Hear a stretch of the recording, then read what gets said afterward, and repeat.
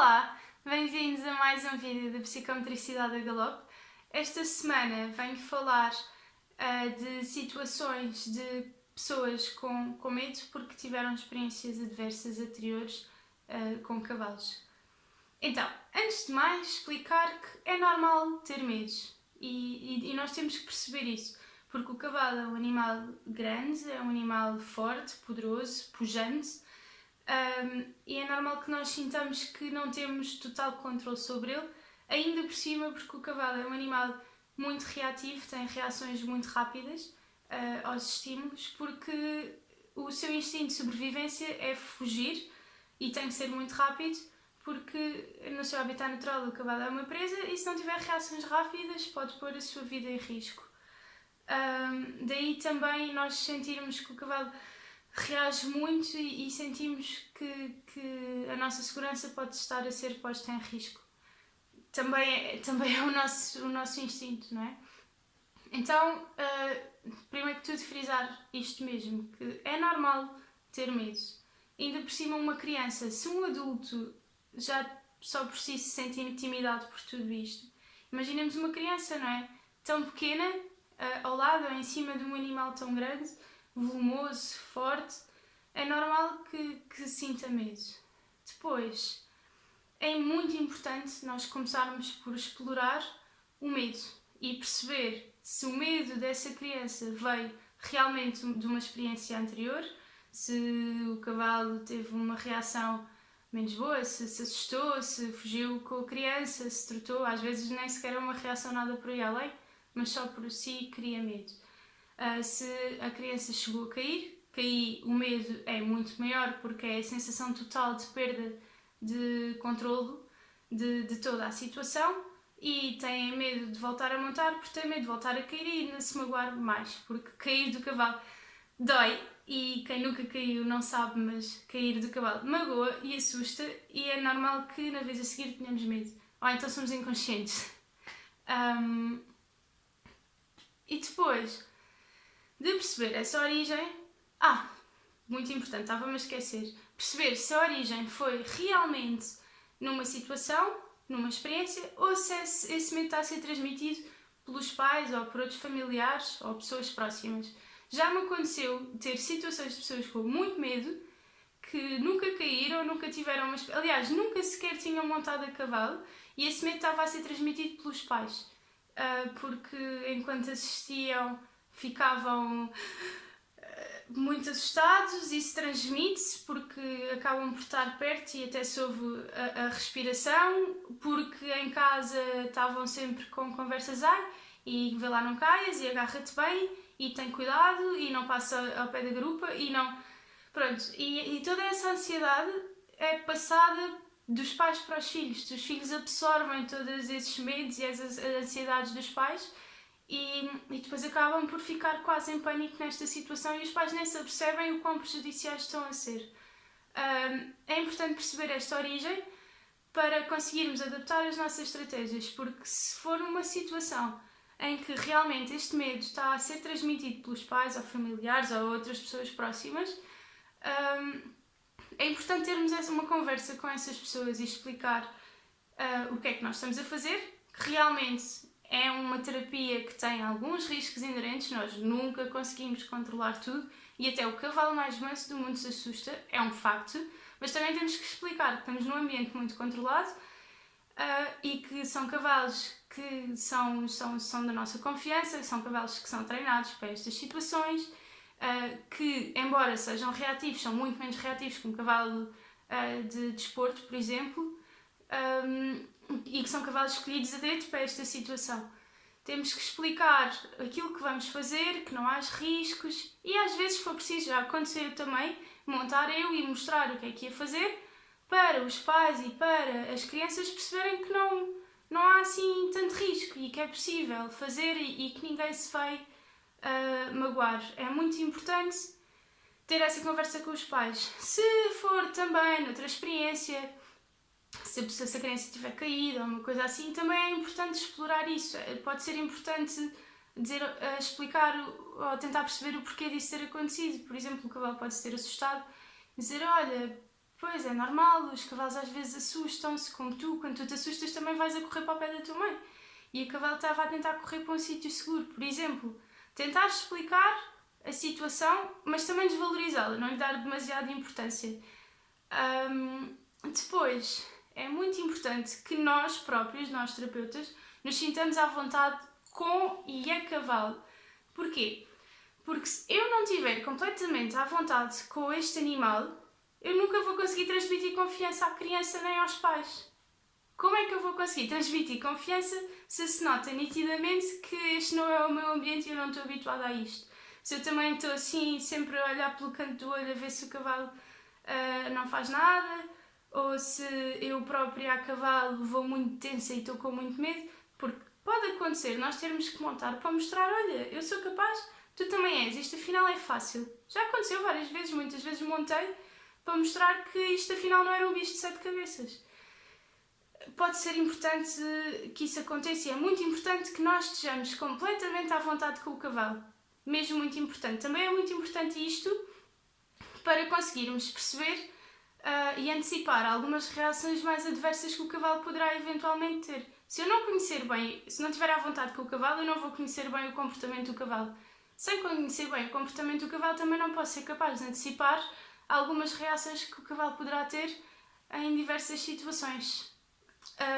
Depois, é muito importante um cavalo de confiança, porque se for um cavalo que eu sei à partida que se vai portar mal, a criança também não se vai conseguir confiar. A criança também vai ter que confiar no cavalo.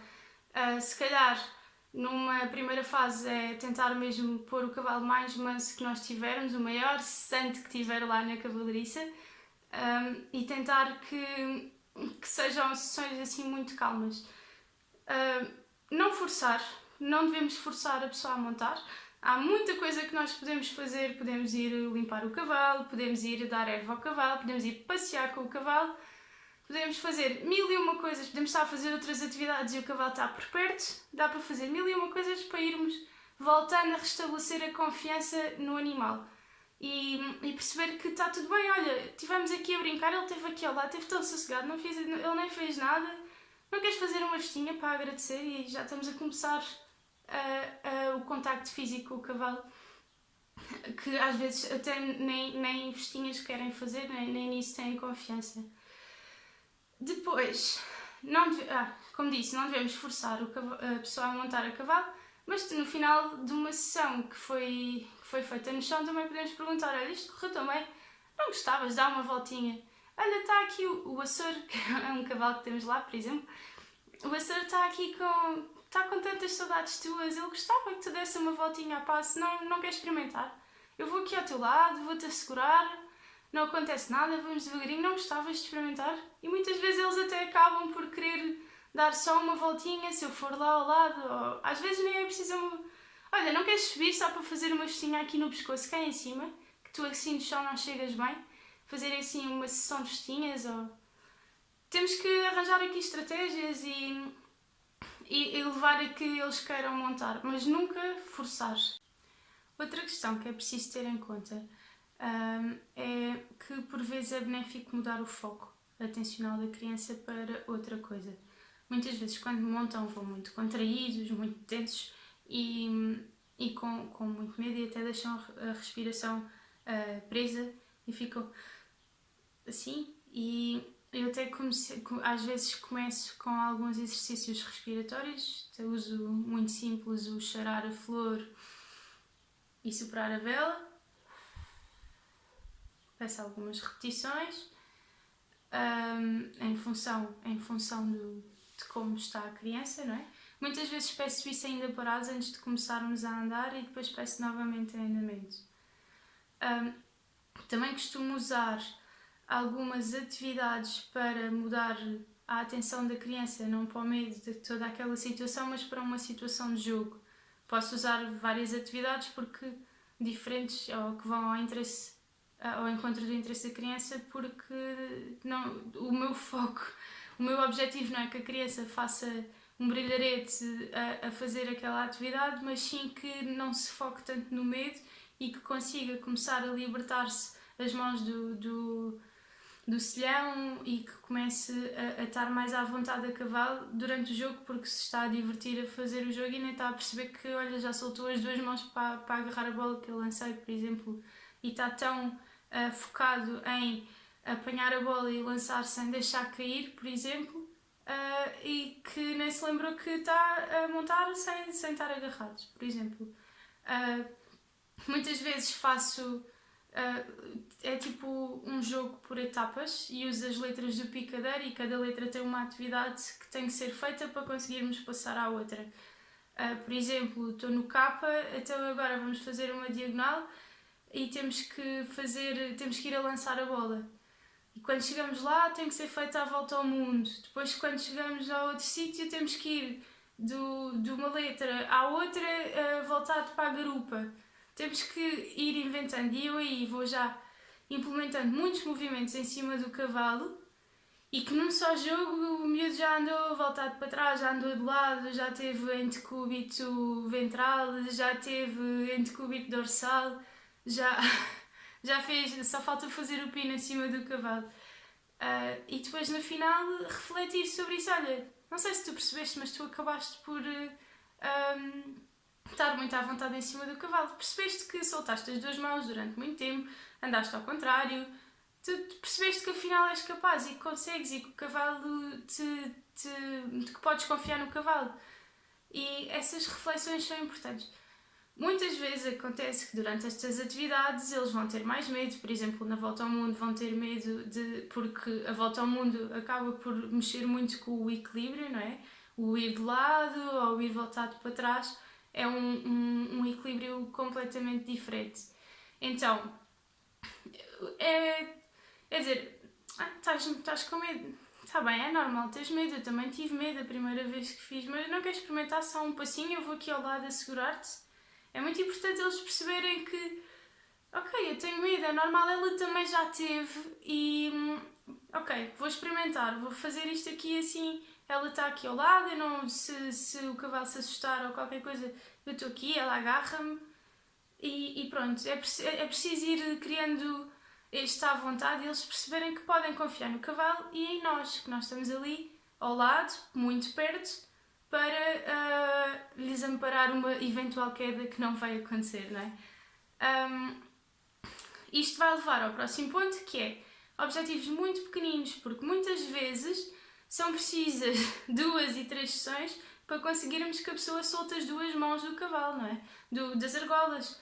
É preciso muito tempo, isto são processos que levam muito tempo e não devemos forçar, devemos ter mesmo objetivos muito pequeninos para cada sessão. Por exemplo, olha, nesta sessão eu gostava que ele soltasse as duas mãos, então eu vou tentar que através das minhas estratégias e atividades que vou propor que ele faça isso. Ok, então agora o meu objetivo já é que ele faça, por exemplo, uma parede grande do picadeiro com os dois braços abertos ou os dois braços para cima e que já vai requerer outro controle do tronco e uma à vontade muito grande, porque para andar uma parede do picadeiro toda assim é preciso confiar, é preciso ter confiança no cavalo e em quem vai ao lado e principalmente em si mesmo.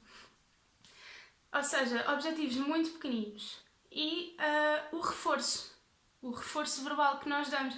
Olha, estás a ver, tu consegues, tu és capaz, eu disse, tu és um corajoso. Há uma coisa que eu gosto muito de dizer e digo-lhes muitas vezes, é que os corajosos não são aqueles que não têm medo. Os corajosos, os que não têm medo, não têm noção, são inconscientes. Os corajosos são aqueles que, mesmo tendo medo, o confrontam. E é isso que nós também temos que perceber, fazê-los perceber que é normal ter medo, toda a gente tem e até nós já passámos por situações em que tínhamos medo, mas temos que o superar para sermos corajosos e valentes e todos eles nesta altura querem ser corajosos e valentes e depois passinhos de bebê, passinho a passinho vamos conseguindo estas vitórias. Uma coisa muito importante, nada do que eu digo aqui são receitas, todas as estratégias, todas as atividades têm que ser ajustadas à personalidade de cada criança, porque podemos estar a falar de pessoas com o desenvolvimento típico, mas também podemos estar a falar de crianças de desenvolvimento atípico, com personalidades e gostos diferentes, com capacidades de compreensão completamente diferentes, podemos ter que ajustar muito a nossa linguagem e as nossas explicações. Isto também, a conversa com os pais também depende dos pais que temos à nossa frente. Há pais que são pouco receptivos a este tipo de chamadas de atenção, mesmo que seja com todo o jeitinho, temos de ter sempre muito cuidado na forma como falamos. E nada do que eu aqui falo ou digo em nenhum dos vídeos eu pretendo que seja uma receita. São transmissão, é a transmissão da minha experiência, que ainda é curta, mas que espero que continue a crescer. E não há receitas, porque o que funciona com umas pessoas funciona com outras. Eu espero mesmo que percebam que eu não estou aqui a querer passar uma receita e a resolver o problema de toda a gente, porque todas estas coisas que eu aqui disse vão ter que ser ajustadas aos casos que vocês têm e às pessoas que vocês têm à vossa frente. Espero que tenham gostado do vídeo. Já sabem, gosto muito de ver os vossos comentários e feedbacks, sejam também por mensagem, se preferirem. É muito importante para eu continuar a melhorar. Em relação à próxima semana, Psicometricidade a Galope faz 1 ano na sexta-feira e eu gostava de antecipar a publicação do vídeo para sexta-feira e o tema já está escolhido. Esta semana eu não vos vou pedir para escolher o tema, porque já me tinham pedido anteriormente para falar sobre a minha história, sobre o meu percurso, talvez também o percurso académico, sobre alguns obstáculos que eu tenha tido no meu caminho até chegar aqui. E eu achei que essa partilha um bocadinho mais pessoal fazia sentido ser feita numa data especial e, por que não, o primeiro aniversário da Psicometricidade a Galope. Vou deixar nas histórias uma caixa de perguntas para vocês colocarem lá as questões que gostavam que eu vos respondesse. Pode ser sobre questões mais pessoais ou questões mais relacionadas com o curso ou com o mestrado. Perguntem o que quiserem. Entretanto, ao longo da semana vão surgir algumas novidades, são algumas ainda, é mais do que uma novidade, e vou lançando ao longo da semana para não ser tudo de uma vez. Espero que gostem e mantenham-se atentos. Até para a semana!